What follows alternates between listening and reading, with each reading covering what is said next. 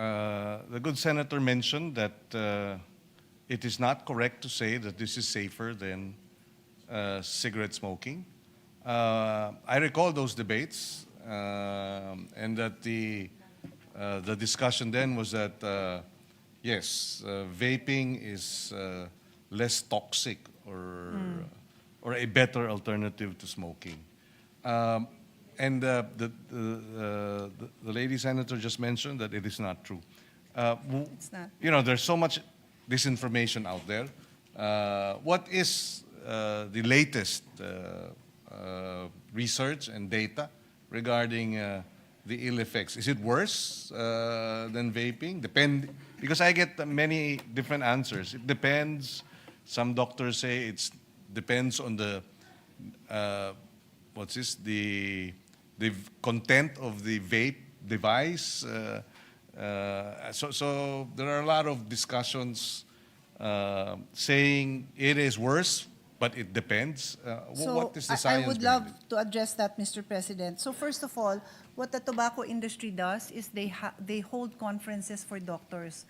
We banned that in the bill that we proposed, in the version that we proposed, and that is the one good thing that was carried in the vape law. Bawal naman yan.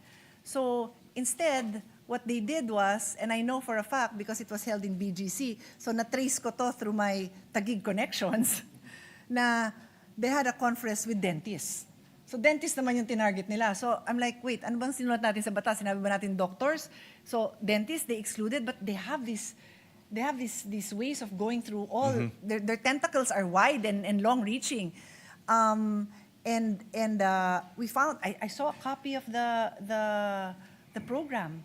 They really had foreign doctors who will speak to whatever crowd is willing to listen to them to advocate their position. And I've heard it, I've listened to all, but the fact remains, as a doctor, as a health provider, you err on the side of safety. Yes. You do not promote something that is uncertain. So Yes. that's, to me, doon pa lang, delikado yung ginagawa nung mga nagpo-promote niyan.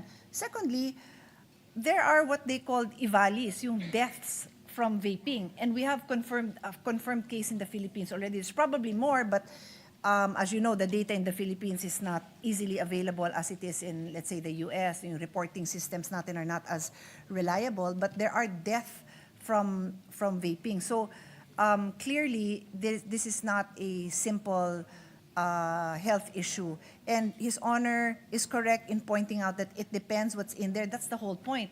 Because, as I said, in the US, because of their sophisticated system, they were able to ban 55,000 flavors because there's no proven health benefit.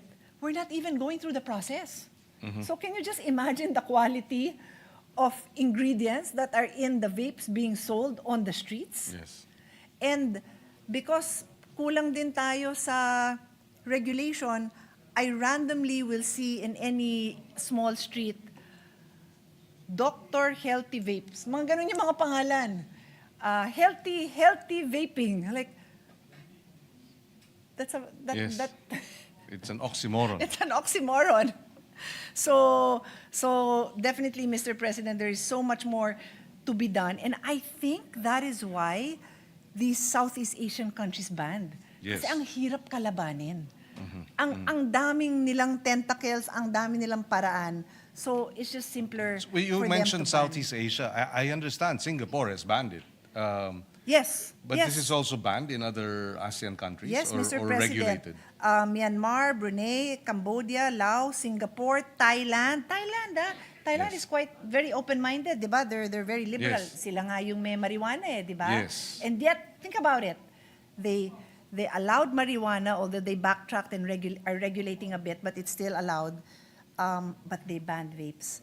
And then Timor-Leste and Vietnam. And I happened to travel to probably Singapore. Well, it must have been Thailand, no? Because I was there for the Southeast Asian Games.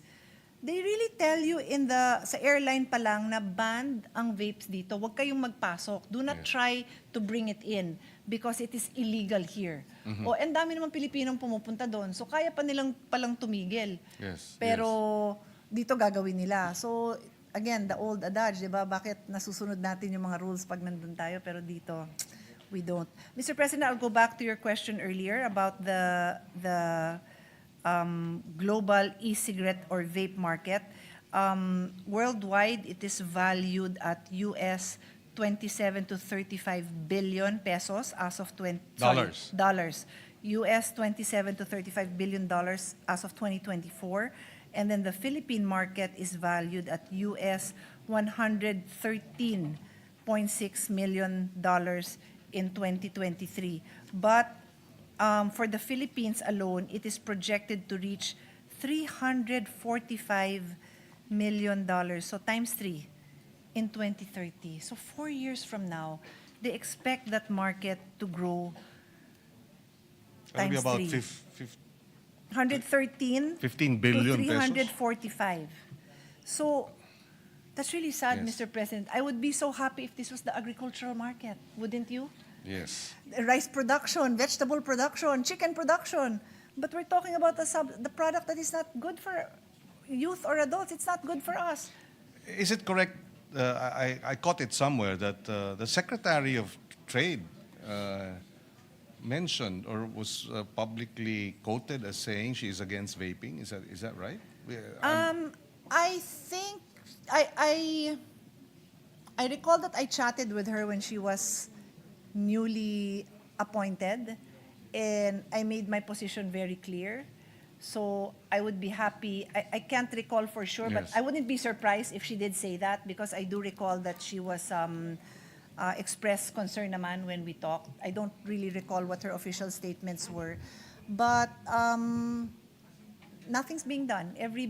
Usually every budget I bring this up, and wala silang means, and they Yes. don't really bother because There are other concerns. they have other concerns. It's obviously not their priority.